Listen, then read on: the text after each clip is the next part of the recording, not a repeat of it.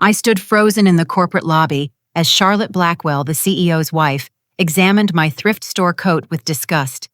"Saving up for a new coat," she laughed, her Hermes scarf glinting under the crystal chandelier. Around us, employees pretended not to stare. My cheeks burned as she continued her public humiliation. "Maybe ask my husband for a raise, sweetie. Though analysts like you," she trailed off with a smirk. I forced a smile. "No, I'm saving up to buy this company." Her laugh echoed through the marble hall. The elevator doors couldn't close fast enough. I descended to the basement level where my cramped office sat, wedged between the supply closet and the electrical room. The fluorescent lights flickered overhead as I collapsed into my second-hand desk chair, still hearing Charlotte's cruel laughter bouncing through my skull. 3 years.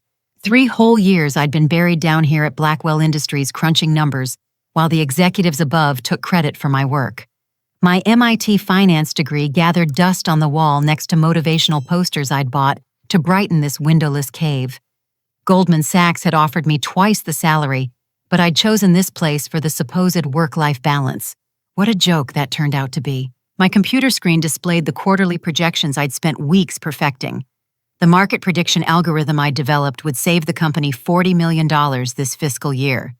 But when James Blackwell presented it to the board next week, my name wouldn't appear anywhere in the documentation. It never did. The door creaked open, and Diego Martinez peeked inside. The mailroom supervisor had kind eyes behind wire-rimmed glasses, and he always treated me like a human being instead of office furniture. "Rough morning, Tammy." He set a stack of correspondence on my desk. "Saw what happened upstairs. Charlotte was way out of line." I managed a weak smile. "Just another Tuesday in paradise. You know, my abuela always said that people who put others down are usually fighting their own demons." He straightened my papers carefully. "Don't let her poison get into your system." After Diego left, I pulled up my email and found exactly what I'd been dreading. James had forwarded my entire market analysis to the board, but he'd replaced my name with his own throughout the document. My innovative risk assessment formulas were now credited to J. Blackwell's proprietary methodology. My hands trembled as I scrolled through months of similar theft. Financial models I'd created during my lunch breaks, cost-cutting strategies I'd developed working late into the night, even the employee satisfaction survey that had supposedly been James's brilliant idea to boost morale. Every single innovation had my fingerprints on it, but his signature at the bottom. The accounting department buzzed with afternoon activity when I climbed the stairs to find Beth Rodriguez. She hunched over her calculator, surrounded by towers of invoices that threatened to topple onto her keyboard. "Beth, can I ask you something?" I perched on the edge of her desk. "Those consulting fees that show up in our monthly reports, the ones from Pinnacle Strategies." She glanced around nervously. "What about them? Have you ever met anyone from that company? Seen any actual consulting work?" "Tammy, you're asking dangerous questions." Beth lowered her voice to barely above a whisper. "I process those payments because James authorizes them, but I've never seen a single report or recommendation from Pinnacle. $25,000 every month for the past 2 years. $600,000 in phantom consulting fees." I thanked Beth and returned to my basement office, mind racing with possibilities. James wasn't just stealing my ideas, he was stealing actual money from the company. And if Charlotte knew about it, which she almost certainly did given their lavish lifestyle, then they were both criminals. I opened a new spreadsheet and began tracking every suspicious transaction I could find in our financial database. Offshore account transfers disguised as equipment purchases, conference expenses for events that never appeared on anyone's calendar, marketing budgets for campaigns that produced no measurable results. By 6 o'clock, I'd uncovered over $800,000 in questionable expenditures, all authorized by James and processed without board oversight. The pattern was clear, methodical, and completely illegal. But the biggest shock came when I cross-referenced Charlotte's charity foundation with our corporate donations. Blackwell Industries had contributed $1.2 million to the Charlotte Blackwell Foundation for Children's Education over the past 18 months. Yet when I searched for any actual charitable activities, I found nothing. No scholarships awarded, no programs funded, no children helped. The foundation existed only on paper, a perfect money laundering operation disguised as philanthropy. I leaned back in my chair, staring at the evidence glowing on my screen. James and Charlotte weren't just arrogant and cruel. They were thieves who'd been systematically looting their own company while humiliating the employees who actually kept it running. My phone buzzed with the text from my financial advisor. Monthly portfolio review ready. Your grandmother would be proud of these returns. I smiled for the first time all day. If James and Charlotte wanted to play games with other people's money, they'd picked the wrong opponent. They had no idea who they were really dealing with.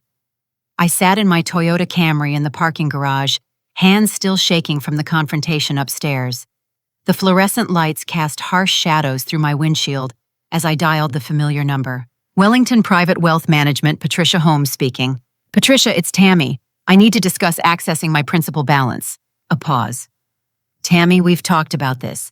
Your grandmother's instructions were very specific about maintaining your cover until you found the right opportunity. Are you certain this is it? I closed my eyes, remembering Grandma Eleanor's weathered hands holding mine in the hospital bed.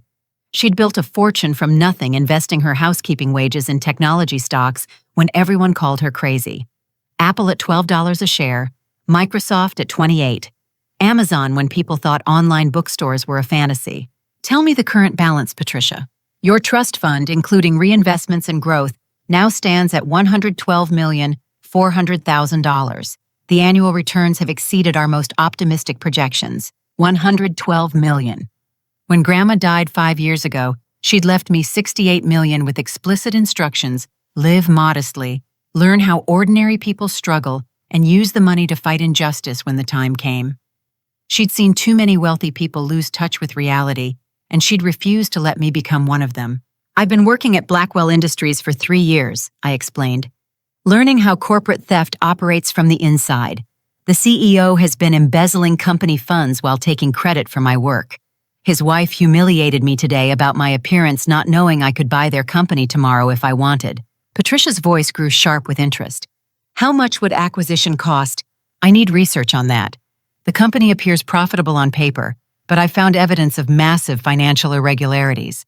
Hidden debts, phantom expenses, money laundering through fake charities. Their true value might be much lower than market estimates. I'll have our corporate acquisitions team run a preliminary analysis tonight. Tammy, are you prepared for what this means? Once you reveal your identity, your quiet life disappears forever. I thought about Diego's kind words, Beth's nervous warnings, and the dozens of hardworking employees who deserved better than being robbed by their own leadership. Some things are more important than a quiet life. After ending the call, I drove to my tiny apartment on the outskirts of town. The same furniture I'd bought at garage sales, the same thrift store clothes hanging in my closet, the same careful budget that let me save 90% of my analyst salary while living like any other struggling professional. My laptop contained the real story of my financial education. While my coworkers assumed I was barely scraping by, I'd been studying market manipulation, corporate governance, and acquisition strategies with the intensity of someone preparing for war. Every evening after work, I'd analyzed case studies of successful hostile takeovers, learning how underdogs could defeat corrupt executives through patience and superior preparation. The irony was perfect. James and Charlotte looked down on me for my modest appearance, never realizing I'd been gathering intelligence about their operations for 3 years. They'd welcomed me into their company like a harmless pet, completely unaware that I was documenting their every financial crime. My phone rang again. Patricia's voice carried barely contained excitement. Tammy, this is extraordinary. Our preliminary analysis suggests Blackwell Industries is worth approximately $78 million after accounting for hidden liabilities. But here's the crucial part. If your embezzlement evidence is accurate, the company could be forced into distressed sale at an even lower price. How fast could we move? With your liquid assets, we could structure a cash offer within 2 weeks. But Tammy, if you're serious about this, we need to discuss strategy immediately. Hostile takeovers require precise timing and absolute secrecy. I walked to my bedroom and opened the small jewelry box where I kept Grandma's simple pearl necklace. She'd worn it every day for 60 years, a reminder that true value came from character, not decoration. Tomorrow I'd wear it to the office, the only hint of my real identity in a world of people who judged others by their clothing. Schedule the strategy meeting, Patricia. It's time to honor my grandmother's memory. One more thing, she added. Our corporate intelligence team found something interesting. James Blackwell has been in discussions with overseas investors about selling the company. If he succeeds, hundreds of American jobs disappear and the employee pension fund gets liquidated to finance the sale. My blood turned cold. How long do we have? Based on the communication intercepts, approximately 4 weeks. Maybe less. I hung up and stared at my reflection in the bathroom mirror. The quiet analyst who'd been invisible for 3 years was about to become the most powerful person in a company that had never bothered to learn her last name. James and Charlotte had no idea that their cruelest victim was about to become their new boss. But first I had to save the jobs and pensions of people who'd been just as invisible as me. The next morning arrived gray and drizzling, matching my determination to dig deeper into James's financial crimes. I arrived at the office an hour early, using my Analyst access codes to examine transaction records that most employees never saw. The basement felt different now that I knew my real power. Instead of a prison, it had become the perfect observation post for documenting corporate corruption. My computer hummed quietly as I traced money through shell companies with names like Synergy Solutions and Dynamic Consulting Partners. Each phantom company received monthly payments ranging from $15,000 to $40,000. The invoices contained vague descriptions like strategic planning services and operational optimization consulting, but I couldn't find any corresponding work products or meeting records. The money simply vanished into offshore accounts in the Cayman Islands. Beth arrived at 8:30 looking exhausted. I waited until she'd settled at her desk before approaching with a carefully casual question. Those international wire transfers we process monthly, the ones marked as equipment purchases. Do you ever see the actual equipment being delivered? She froze her coffee mug halfway to her lips. Tammy, we talked about this yesterday. Some questions are better left unasked. Beth, I think James is stealing from the company. And if he is, the employee's pension fund could be at risk. She glanced around the accounting department, then pulled me into the supply closet where we could speak privately. I've been worried about the same thing, she whispered. Last month, James asked me to transfer $200,000 from the pension fund to cover a temporary cash flow issue. When I asked for board authorization, he said it wasn't necessary. Did you make the transfer? I stalled by saying the paperwork would take a week to process. But Tammy, he's getting impatient. Yesterday he asked about expediting it. $200,000 from the pension fund. That was retirement security for at least 30 families' money that belonged to people like Diego, who'd worked loyally for years with modest salaries and the promise of dignity in old age. I spent my lunch break in the public library researching James's background on their computers to avoid leaving digital traces on company systems. What I discovered made my stomach churn. Blackwell Industries wasn't James's first company. 10 years earlier, he'd been CFO of a manufacturing firm in Ohio that had collapsed amid accusations of pension fund mismanagement. The SEC investigation had been dropped due to insufficient evidence, but hundreds of workers had lost their retirement savings. James had emerged from the scandal wealthy enough to purchase a controlling stake in what became Blackwell Industries. The pattern was becoming clear. James specialized in looting companies from within, enriching himself and Charlotte while leaving employees with worthless pensions and broken promises. He'd done it before, and he was preparing to do it again. That afternoon brought an unexpected visitor to my basement office. Sandra Morrison, the VP of Operations, who usually ignored my existence, appeared in my doorway wearing an expression I'd never seen before: desperation. Tammy, can we speak confidentially? She closed the door and sat in my guest chair, her usual corporate composure cracking like a mask. I know we've never really talked, but I need to ask you something. Have you noticed anything strange about our financial reports lately? What kind of strange? James has been pressuring me to sign off on budget allocations that don't make sense. Marketing campaigns for products we don't sell, consultant fees for services I never requested. When I ask questions, he says it's above my authorization level. Sandra's admission confirmed what I'd suspected. James had compartmentalized his theft so thoroughly that even senior executives couldn't see the complete picture.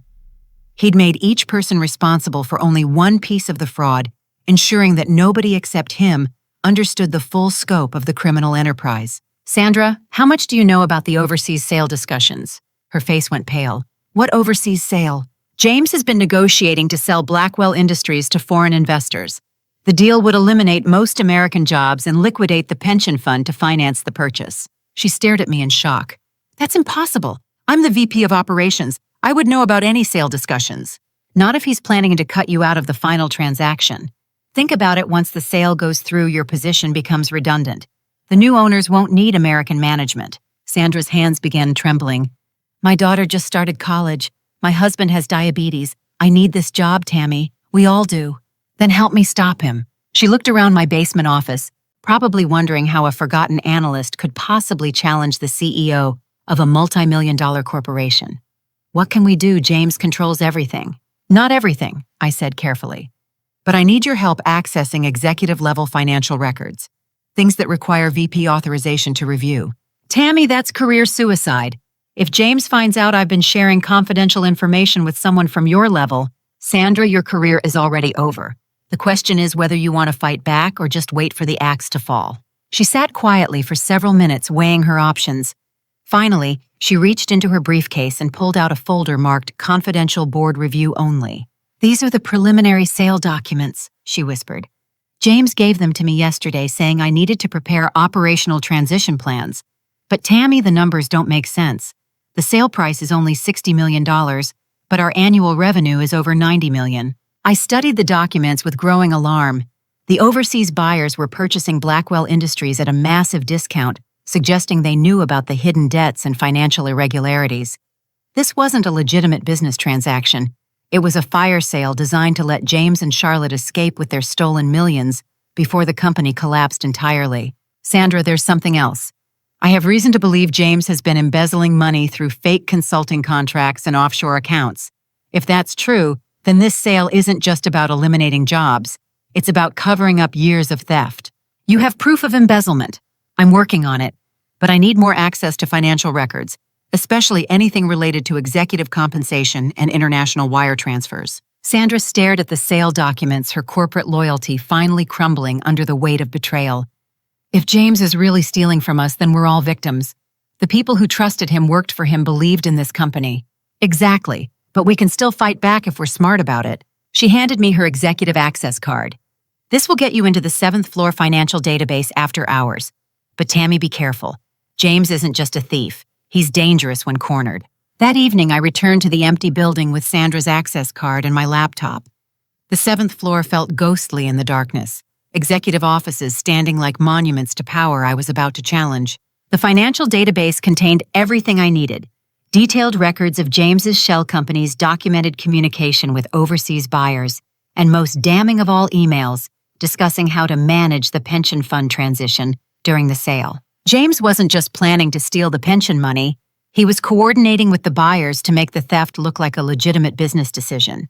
The employees would lose their retirement savings, but the paperwork would be perfectly legal. I copied everything onto encrypted drives, building a case file that would destroy James's reputation and send him to federal prison. But as I prepared to leave, I heard footsteps in the hallway outside. The security guard's flashlight beam swept past the office window where I crouched behind a desk. My heart pounded as I waited for him to move on, knowing that discovery would end my investigation before it could save anyone. When the building finally fell silent again, I gathered my evidence and slipped out through the emergency stairwell. Tomorrow I would contact Patricia and begin the process that would bring justice to Blackwell Industries.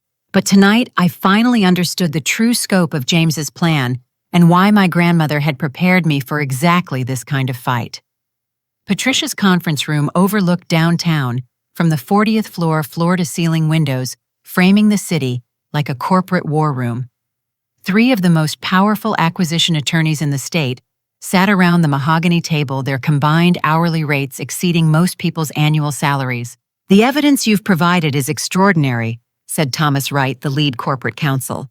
His silver hair and steel gray suit projected the kind of authority that made opposing lawyers nervous.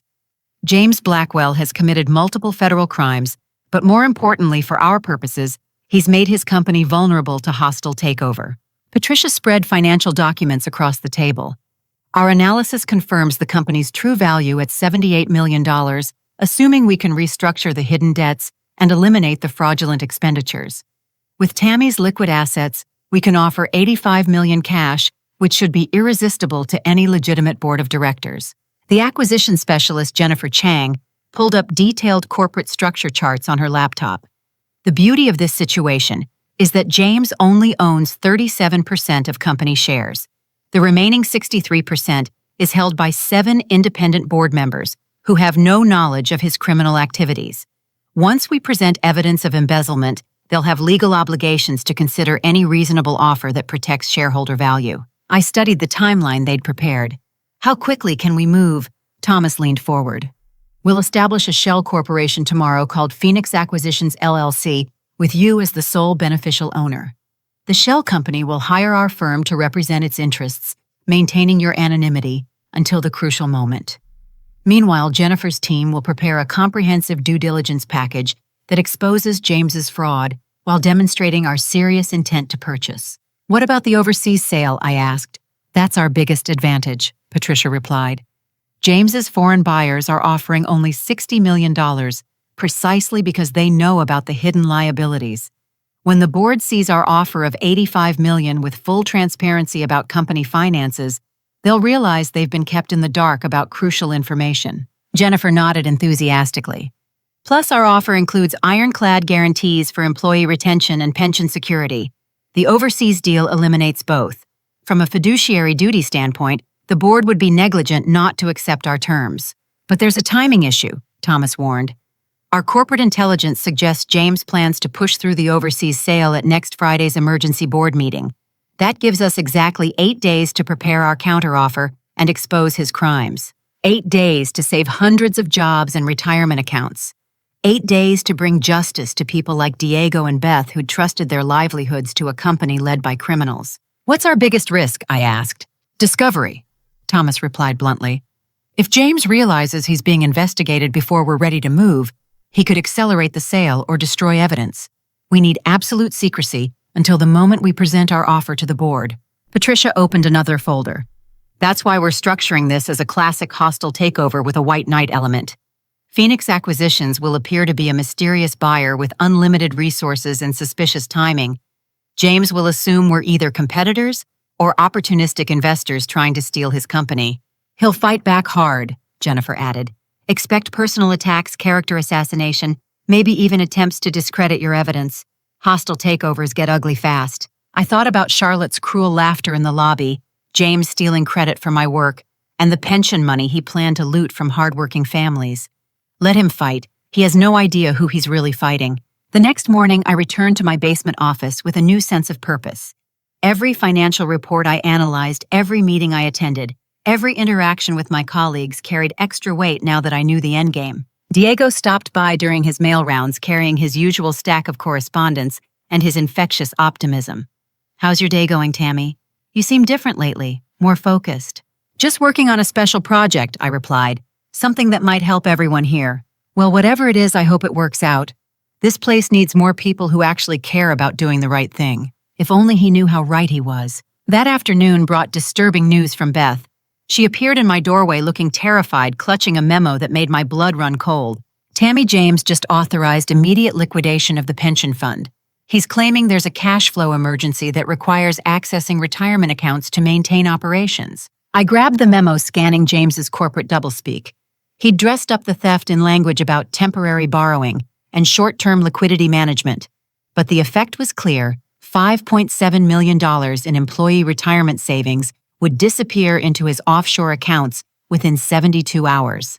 Beth, can you delay the transfer? Not without risking my job. James specifically said anyone who interferes with emergency cash flow procedures will be terminated immediately. I called Patricia from my car during lunch break. We have a crisis. James is liquidating the pension fund this week, probably to finance his escape once the overseas sale goes through. That changes everything. Patricia's voice carried new urgency. If he empties the pension fund before our takeover, we can't restore those specific accounts. The money will be gone forever, even if we prosecute him successfully. What are our options? We accelerate everything. Instead of waiting until Friday's board meeting, we present our offer tomorrow at an emergency session we'll request through our attorneys. It's risky because we'll have less time to prepare, but it's the only way to stop the pension theft. Do it. That evening, I worked late in my basement office using Sandra's access card to gather final pieces of evidence. The building felt hollow after normal business hours, my keyboard clicks echoing through empty corridors like a countdown timer.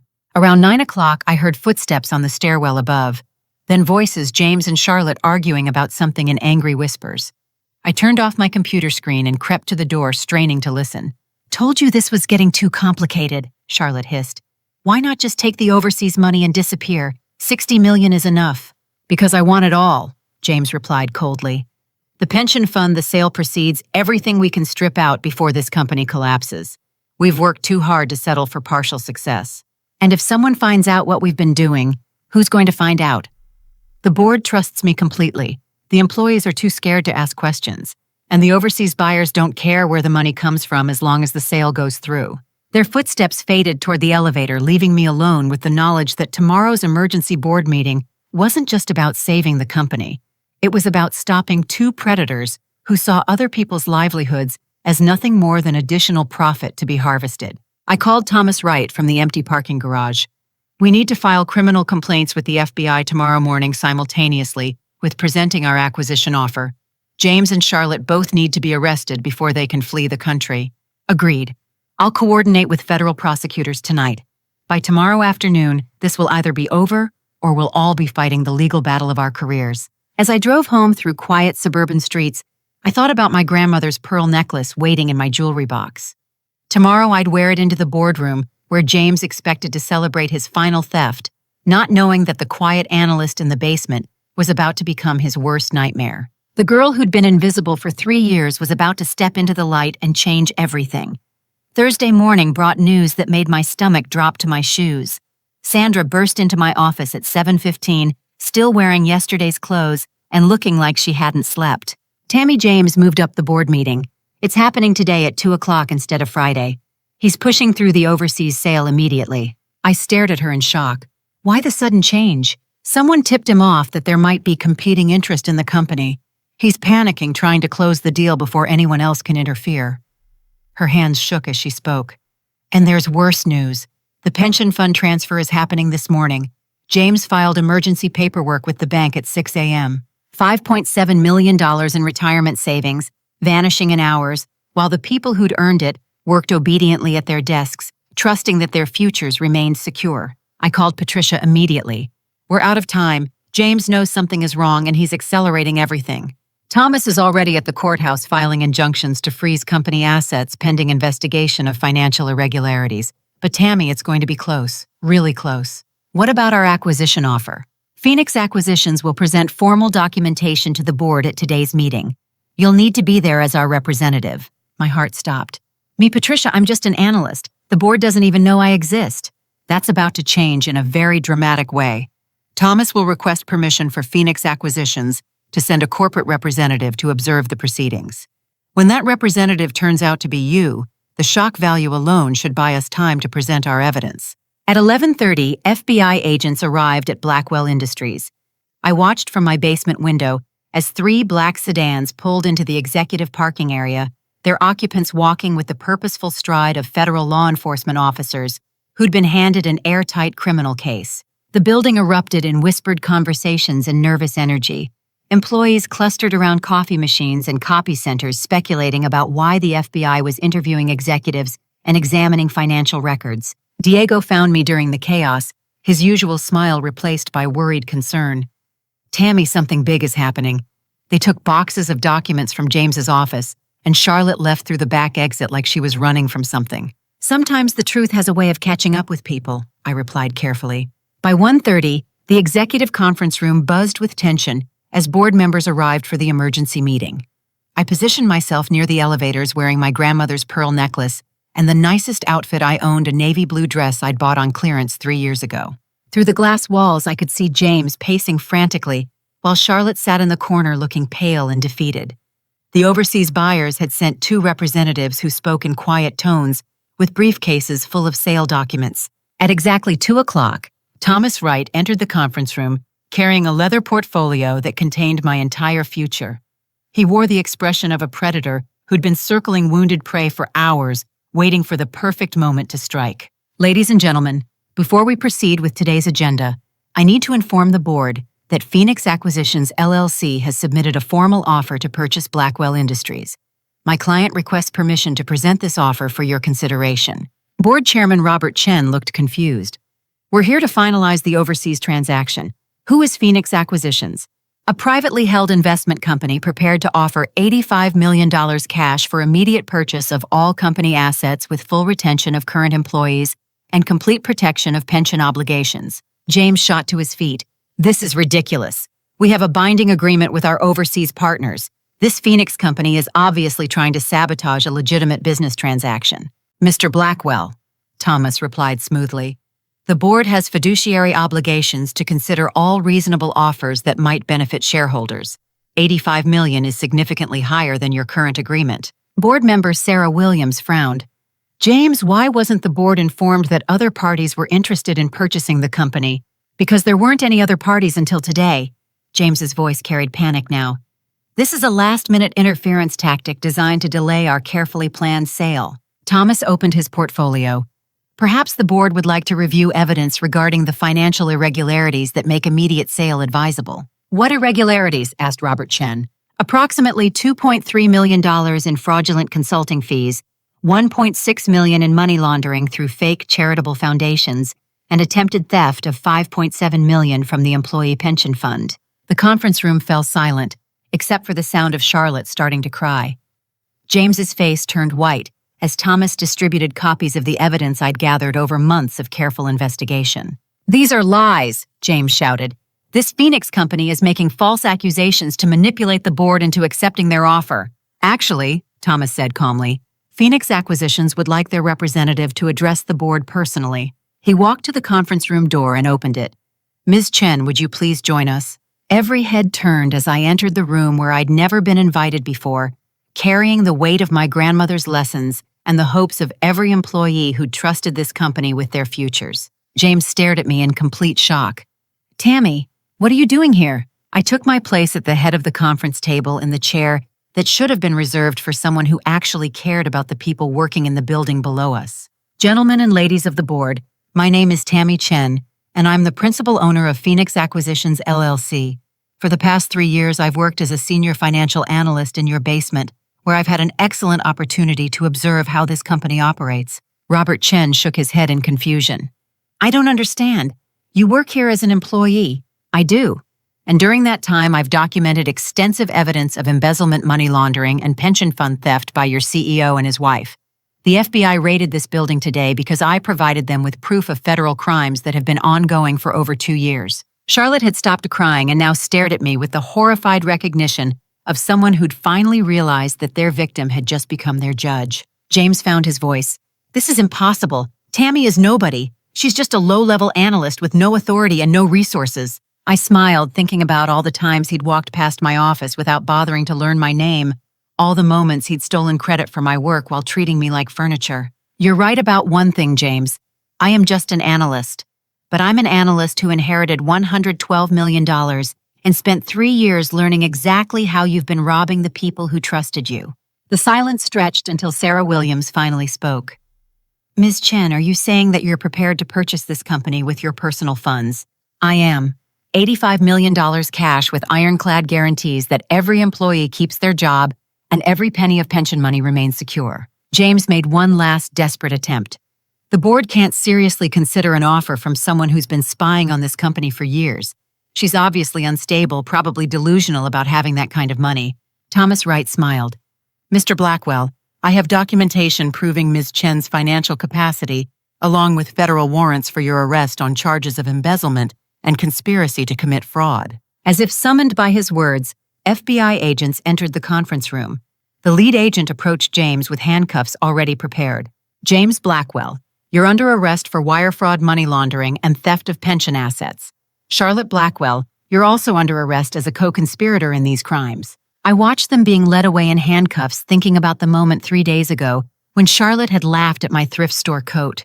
She'd seen someone she thought was poor and powerless, never imagining that the quiet woman she'd humiliated possessed both the resources and the determination to destroy her entire criminal enterprise. Robert Chen turned to me with obvious bewilderment.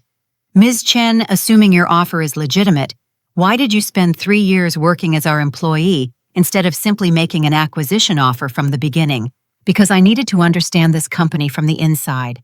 I needed to see who deserved protection and who deserved prosecution. Most importantly, I needed to gather evidence that would put James and Charlotte in prison where they belong. I looked around the table at board members who were still processing the fact that their CEO had been arrested and their company had been saved by someone they'd never bothered to notice. Shall we begin? The emergency board meeting continued with FBI agents standing guard outside the conference room doors. James and Charlotte's empty chairs served as stark reminders that the company's leadership had just been exposed as criminals and dragged away in handcuffs. Robert Chen shuffled through the evidence documents with growing alarm. Ms. Chen, this financial analysis shows systematic theft over 24 months. How did we miss this? Because James compartmentalized the fraud so that no single board member saw the complete picture, I explained. He made each of you responsible for approving only small pieces of his criminal enterprise. The consulting fees looked legitimate in isolation. The international wire transfers appeared to be routine equipment purchases. The charitable donations seemed like good corporate citizenship. Board member Sarah Williams studied the Phoenix acquisitions offer with obvious relief. Your proposal includes full employment guarantees and pension restoration. How can you afford to offer such generous terms? Because I'm not purchasing this company to strip its assets and eliminate jobs. I'm buying it to create a workplace where employees are valued instead of exploited. I gestured toward the window overlooking the cubicles below. The people in this building generate over $90 million in annual revenue through their hard work and dedication. They deserve leadership that protects their interests instead of stealing their retirement money. The overseas buyers sat in stunned silence, their carefully planned acquisition falling apart as they realized they'd been negotiating with a criminal who had no legal authority to sell what he'd already stolen. Their $60 million offer looked pathetic next to evidence that the company's true value exceeded $80 million once the fraud was eliminated. Thomas Wright distributed additional documentation. Phoenix Acquisitions has completed comprehensive due diligence, including analysis of hidden liabilities and fraudulent expenditures. Our offer reflects the company's actual worth after removing James Blackwell's criminal activities from the financial statements. Board member Michael Torres raised his hand. Ms. Chen, what's your background in corporate management? Running a company this size requires significant experience. You're absolutely right, I agreed. That's why I'm not planning to replace James as CEO. I want to promote Sandra Morrison to that position with Diego Martinez as COO and Beth Rodriguez as CFO. The people who've been doing the real work should be the ones making the important decisions. Several board members exchanged glances. They'd never heard of promoting employees from within instead of hiring expensive executives from outside consulting firms. What about your role in the company? Asked Sarah Williams. I'll serve as chairman of the board, focusing on long-term strategy and ensuring that something like this never happens again. Day-to-day operations will be handled by people who actually understand how the business works. The overseas representatives finally spoke up. Ms. Chen, our agreement with Mr. Blackwell included specific provisions for international expansion and cost reduction through workforce optimization. Are you prepared to honor those commitments? I turned to face them directly. Your agreement was with a criminal who was planning to steal the pension fund and eliminate American jobs. I'm not honoring any commitments that harm the people who built this company.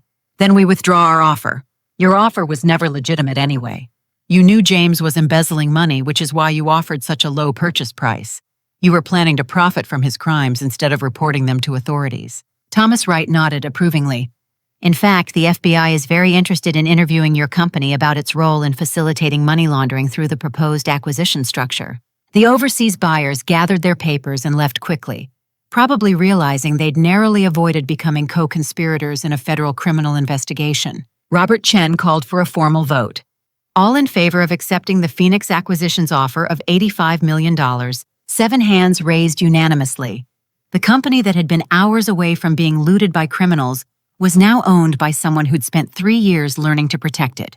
Ms. Chen, said Sarah Williams, I have to ask, why didn't you simply report James's crimes to the FBI without purchasing the company yourself? You could have saved everyone's jobs without spending $85 million. I thought carefully about how to explain my grandmother's lessons about using wealth responsibly. Because reporting crimes and preventing future ones are 2 different things. James will go to prison, but that doesn't guarantee his replacement would be any better. This company needed fundamental change in how it treats employees, and that requires ownership by someone who shares their interests. The afternoon dissolved into legal paperwork and transition planning. Thomas Wright's team had prepared acquisition documents with the efficiency of surgeons anticipating every detail needed to transfer ownership while protecting employee rights. Around 5 o'clock, I walked down to the basement to clean out my analyst office. 3 years of financial reports, motivational posters, and secondhand office supplies that had sustained me through the longest undercover investigation of my life. Diego appeared in my doorway looking confused. Tammy, there are rumors that you're actually the person who bought the company. That's crazy, right?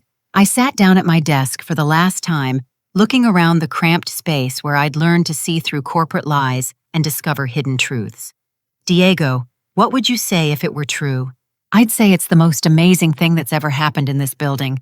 James and Charlotte treated people like garbage, and everyone knew it. If you somehow found a way to get rid of them and save our jobs, you'd be a hero to every single employee here. Then I guess I have some news to share with everyone. That evening, I called an all-hands meeting in the main conference hall. 200 employees gathered with nervous energy, having spent the day watching FBI agents arrest their bosses and wondering if they'd still have jobs tomorrow. I stood at the front of the room wearing my grandmother's pearls and the same thrift store coat that had triggered Charlotte's cruel laughter. The irony felt perfect. My name is Tammy Chen, and for the past 3 years I've worked as a senior financial analyst in the basement. Most of you probably don't know me, which is exactly how I planned it. Confused murmurs rippled through the crowd as people tried to understand why a low-level employee was addressing the entire company. Today, James and Charlotte Blackwell were arrested for stealing millions of dollars from this company, including money from your pension fund. They were planning to sell Blackwell Industries to overseas buyers who would eliminate most of your jobs and liquidate your retirement accounts. The murmurs turned to angry voices as employees realized how close they'd come to losing everything they'd worked to build. But that's not going to happen, I continued. Instead, this company has been purchased by someone who believes employees deserve job security, fair wages, and secure pensions. Someone who thinks the people doing the work should be the ones making the decisions. I paused, letting the tension build, as 200 people waited to learn the identity of their new owner. That someone is me. The silence lasted exactly 3 seconds before the entire room erupted in cheers, applause, and questions shouted over the noise. People hugged each other, cried with relief, and celebrated the impossible news that their forgotten colleague had somehow become their savior. When the room finally quieted, I explained my background, my investigation, and my plans for transforming the company into a model of ethical business practices. Every employee would receive profit-sharing bonuses, comprehensive health care, and enhanced retirement benefits.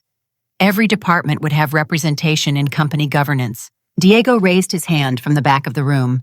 Tammy, why did you do all this?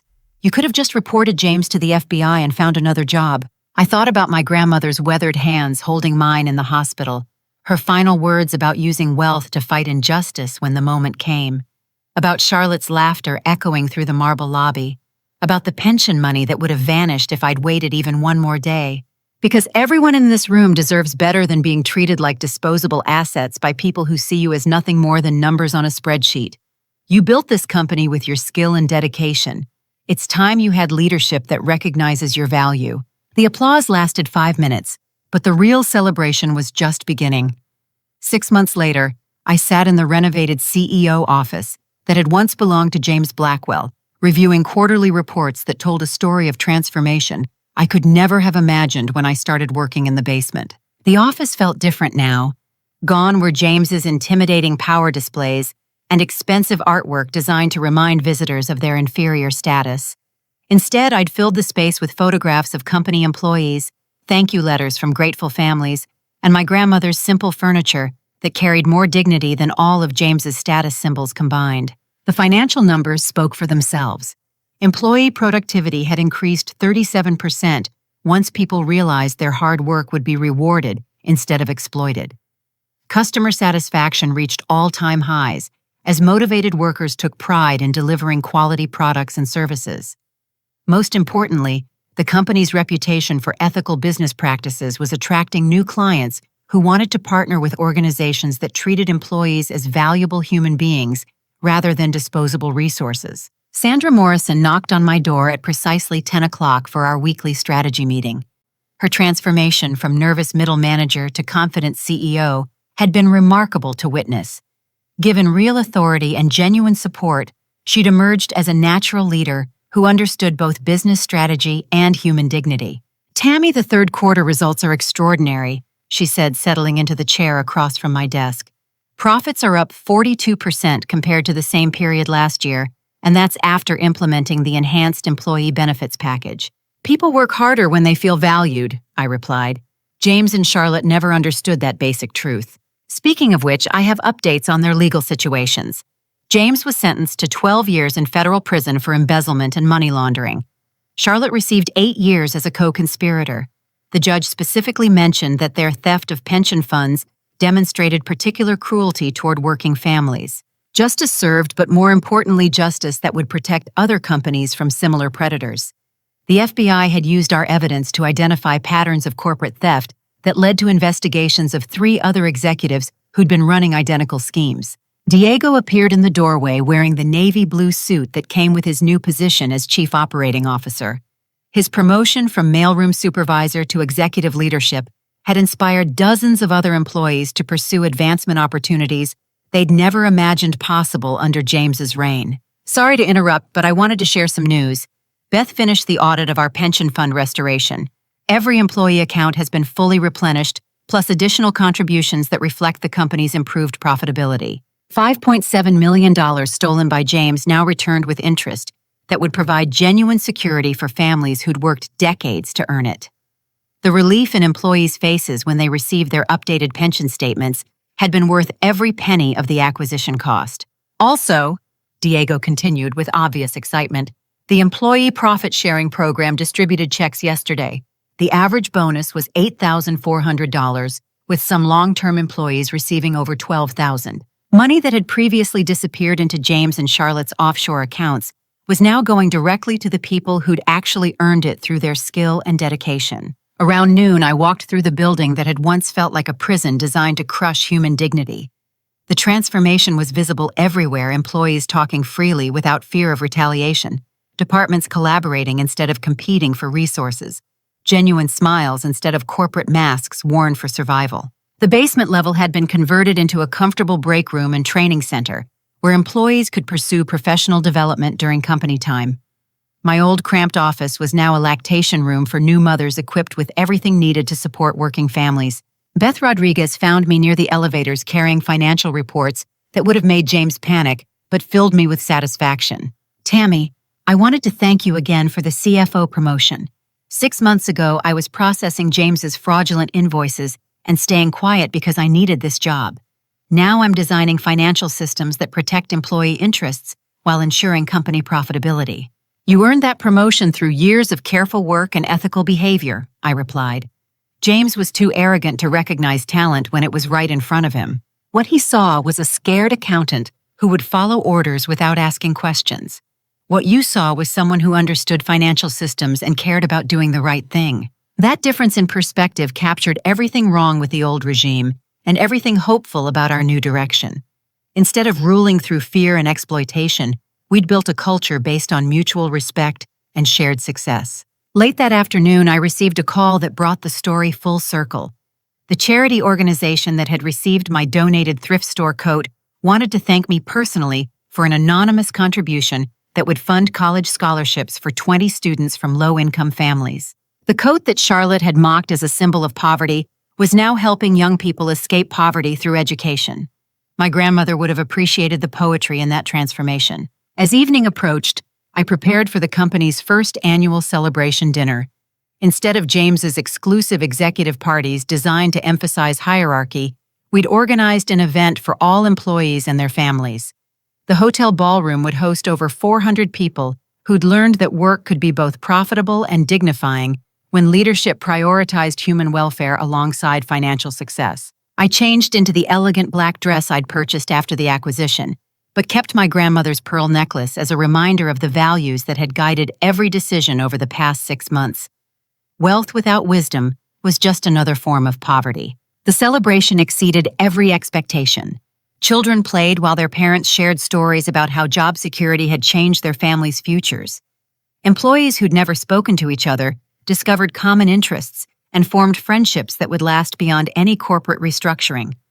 Most importantly, people who'd spent years afraid of losing everything they'd worked to build could finally relax and enjoy the fruits of their labor. During dinner, I stood to address the crowd that had once cowered in fear, while James and Charlotte treated them like servants. 6 months ago, many of you wondered if you'd still have jobs after the FBI arrested our former leadership. Tonight, you're celebrating profit-sharing bonuses, enhanced benefits, and the knowledge that your pension funds are secure and growing. Applause filled the ballroom, but I raised my hand for quiet. The transformation we've achieved together proves something important. Businesses can be profitable while treating employees with dignity. Success doesn't require exploiting the people who do the work. In fact, companies perform better when employees feel valued and respected. I paused thinking about my grandmother's lessons and the journey that had brought me from basement analyst to company owner. But the most important lesson from this experience isn't about business strategy or financial management. It's about the power each of us has to fight injustice when we refuse to accept that cruelty is inevitable. I looked out at faces that had transformed from worried resignation to genuine hope. Charlotte Blackwell laughed at my coat because she thought it proved I was powerless. James stole credit for my work because he assumed I was too weak to fight back. They were both wrong, but not because I had money they didn't know about. The room remained perfectly quiet as I shared the truth I'd learned through months of careful investigation and patient planning. They were wrong because they confused visible wealth with actual power. Real power comes from understanding that our lives are connected, that injustice anywhere threatens justice everywhere, and that ordinary people can achieve extraordinary things when they refuse to let cruelty have the final word. I raised my glass of sparkling cider toward the families gathered around tables throughout the ballroom. Here's to proving that kindness is stronger than greed, that cooperation creates more wealth than competition, and that the best revenge against people who try to make you feel small is becoming large enough to protect others from the same cruelty. The standing ovation lasted until my eyes filled with tears of gratitude for the journey that had taught me the difference between having money and understanding wealth. As the evening wound down, employees approached with stories about how the company's transformation had changed their lives. Single mothers who could now afford their children's medical care, older workers who'd been afraid their pensions would disappear before retirement, young families buying their first homes with the security of stable employment and profit-sharing bonuses. Each story reinforced my grandmother's wisdom about using resources to lift others up, rather than putting them down. Wealth meant nothing without the wisdom to use it for healing instead of harm. I drove home through quiet streets thinking about the coat hanging in my office closet that had sparked this entire adventure.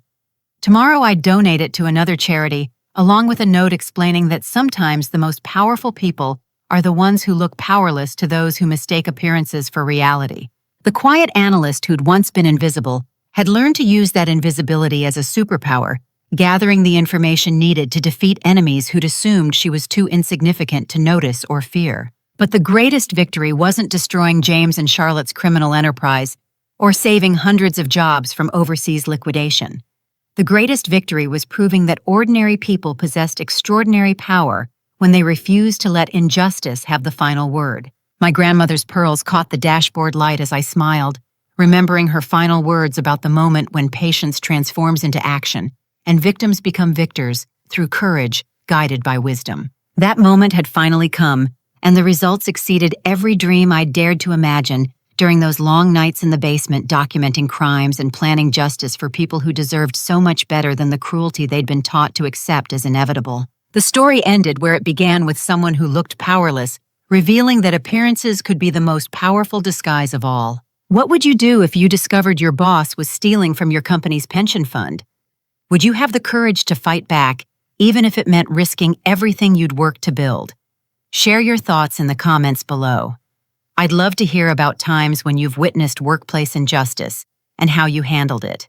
If this story inspired you to believe that ordinary people can achieve extraordinary things when they refuse to accept cruelty as inevitable, please give it a like and subscribe for more stories about finding strength in unexpected places. And if you know someone who's struggling with workplace exploitation or feeling powerless against unfair treatment, share this story to remind them that justice is possible when patience meets preparation. Thank you for joining me on Tammy's journey from invisible analyst to company owner. Remember, real power isn't about what you own, but about what you're willing to do to protect others from the injustices you've experienced yourself. Until next time, may you find the courage to turn your quiet strength into loud justice when the moment calls for it.